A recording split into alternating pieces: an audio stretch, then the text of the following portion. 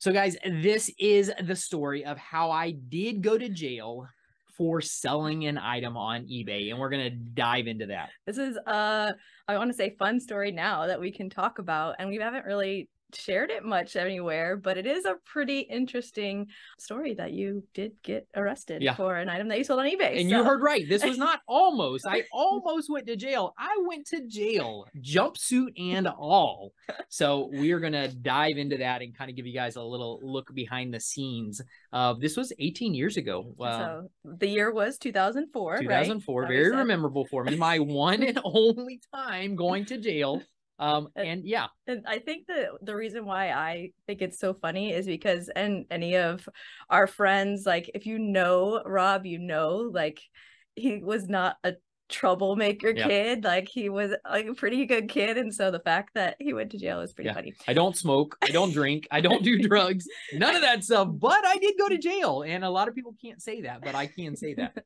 All right, so let's set the kind of the background. So it's 2004. How are sales done on eBay back then? Yeah, so eBay started up. Do you guys know? I think it's 1996, 97? 96, yeah. Or 95, 96, 95. Yeah. So yeah, when they started out, it was an online platform. And you got to think back in the day when they started, you didn't have payment processors. You didn't have credit cards online. They were this is like cutting edge. Hey, there's items you can buy. You can buy them online. So how do you pay for them? Well, back in the day, you had to send a personal check, a cashier's check, and from one of our last episodes, I mean, cash. You could send cash in the mail to pay for that item. Once the seller received payment and it cleared whatever it was, then that's when they actually would ship the item out.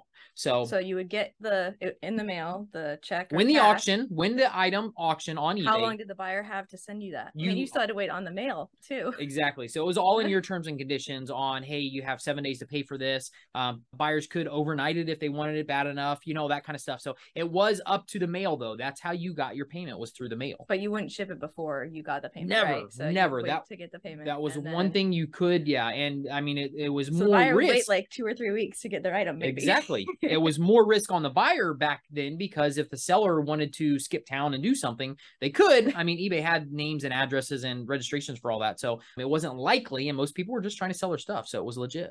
Yeah. But you had to wait for the money. And that's the it. Buyer. So gone are way before the days of Amazon that you order it and it's there at your house that afternoon. Yeah. So yeah, you're talking eBay transaction could have taken up to a month to get your item that you bought on eBay. But typically, yeah, you're talking about the time frame of the buyer sending out the check, you receiving the check. And if it's a personal check, it could be a bank in another state. You had to wait for that check to clear at your bank before you'd ship the item out. So, and the good thing about it back in the day is you kept communication open with the buyer. Hey, I received the check today, deposited it. It's going to clear in, 3 days, whatever. My bank's going to clear it in 3 days. They would know and expect the time frame of when they were going to get the item. So was eBay your primary income then in 2004? No, it wasn't. Or you were just doing it on the side? Yeah, I did eBay on the side, but we also, my mom is the one who kind of helped me birth this whole business back in the day. But I also sold stuff on classified section in the Orlando Sentinel. For us, we're outside of Orlando, so I would list stuff in the Orlando Sentinel and sell it.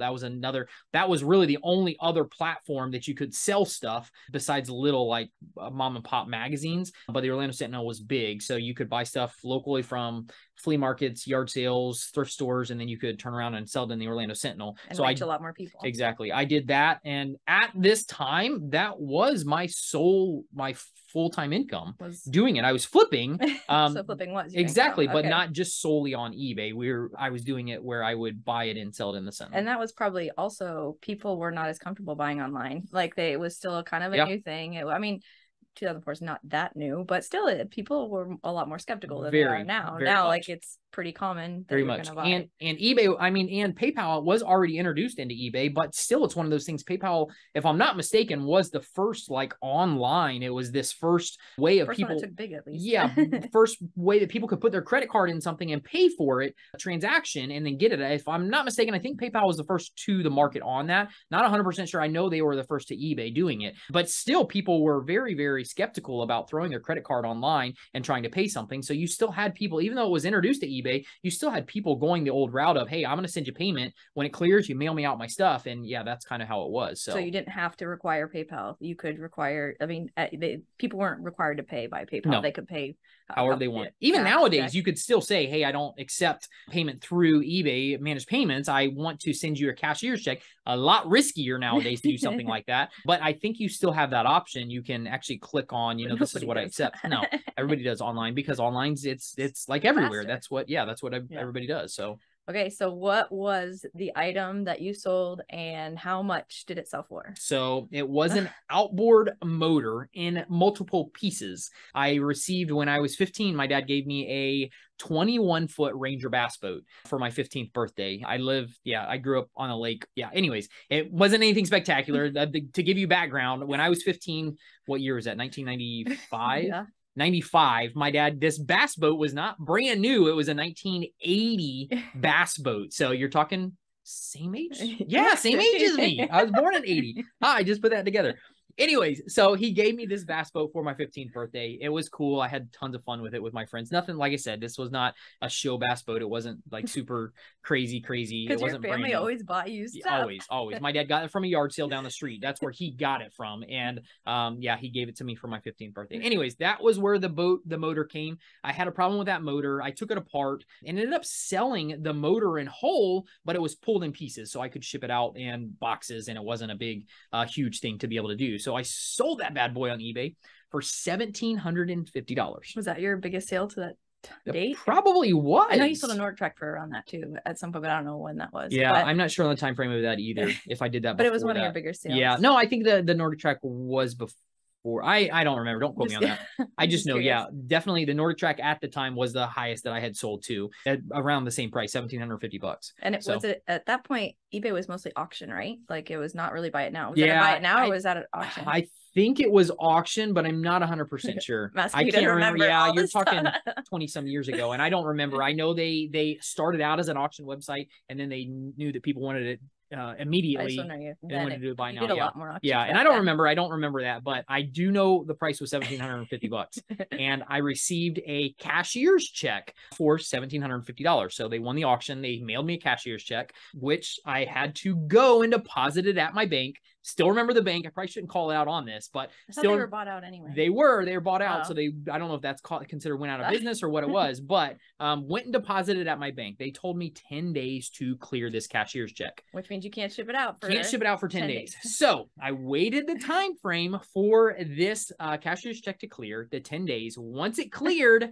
I got the money into my account. They gave me the money. I actually shipped the item out to where it was going. And then you paid your bills. I did. I wrote my check. Hey, this was exactly how I made money. It was my full-time income. So I paid my bill. I had two vehicles at the time, a Tahoe, a black Tahoe, a four-door Tahoe, and had so many cars. a convertible Volvo is what I had. And I had to pay my renewal for them at the local DMV. I had to pay a check I went in, I got my renewal, wrote a check for it. Everything was checked back then. Wrote a check for it, and sure enough, so I got my stickers and I got all that stuff replaced after. And you paid a couple more bills too. I did, absolutely. So, and I don't remember the other bills. I'm sure you wouldn't remember. No. This was the most important one. Yeah, so that's why it comes out in my mind. So, anyways, I wrote my checks. I got the money cleared, shipped the item out, wrote my checks to multiple places. And another caveat that I'll add into this was the time that I went from living with my parents, I was 24 years old, to moving to my own house. I rented out a house. They said you're done. They're kicking you out. Yeah.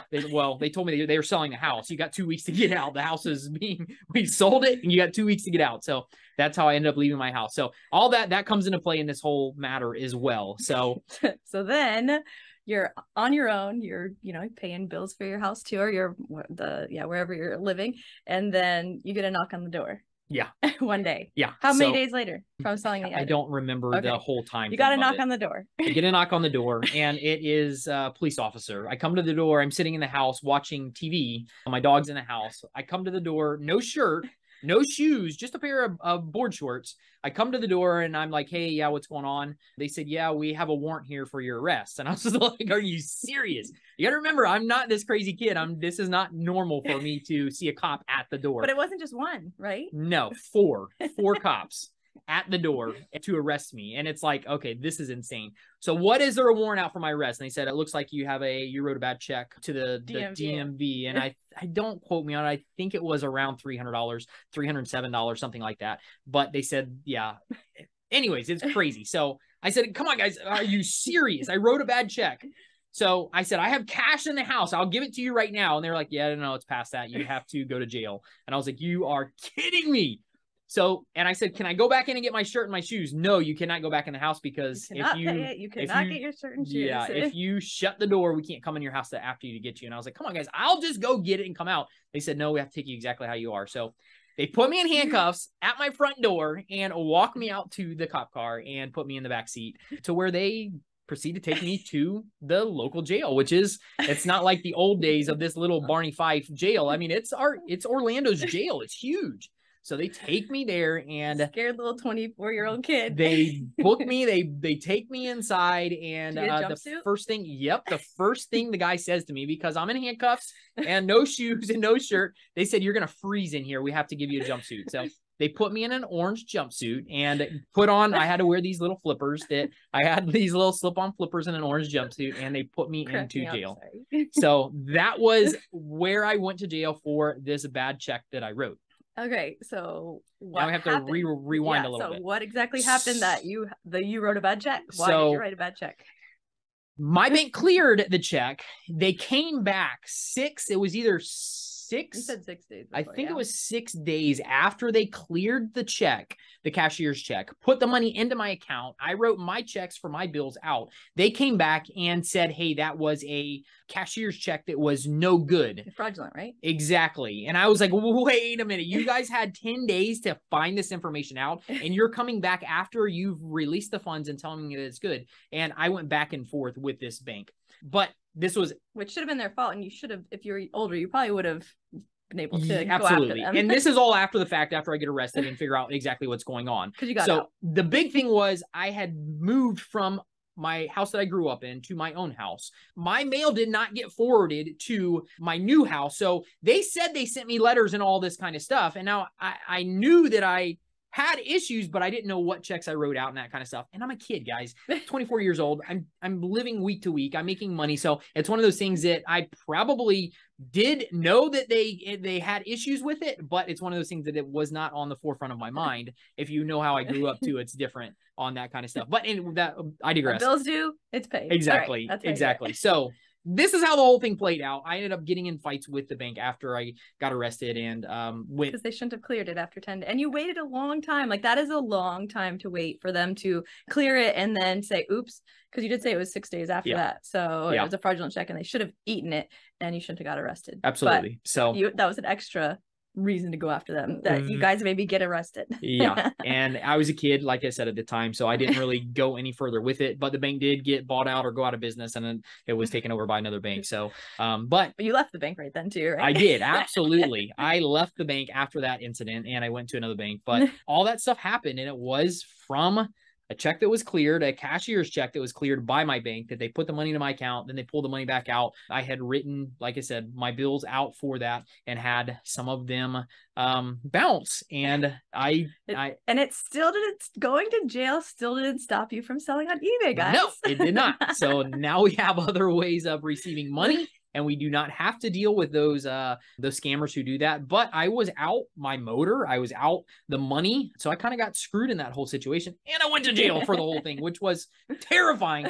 To this day, if a police officer knocks on my door, it freaks me out because I'm like, oh crap, what happened? I'm going to jail. And one of those things, I've only gone one time for this, but it was definitely a crazy situation. You didn't have to stay too long. Right? No, it was less than. Your dad got you. Yeah, I think and that's a good point too. If you don't know somebody's phone number in jail, you're screwed. Nowadays, we don't know people's phone numbers because of our smartphones. Everything is programmed in your phone.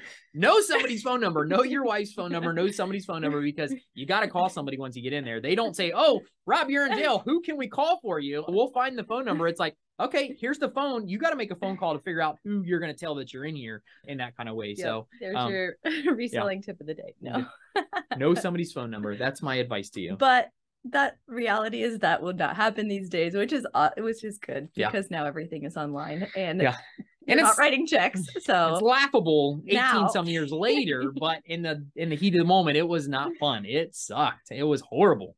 So, but anyways, we haven't told that story to a lot of people, but that is something that happened to me in my reselling career. Well, one thing it kind of puts in perspective when you're upset at them holding the money for 2 to 3 days before it gets released into your account.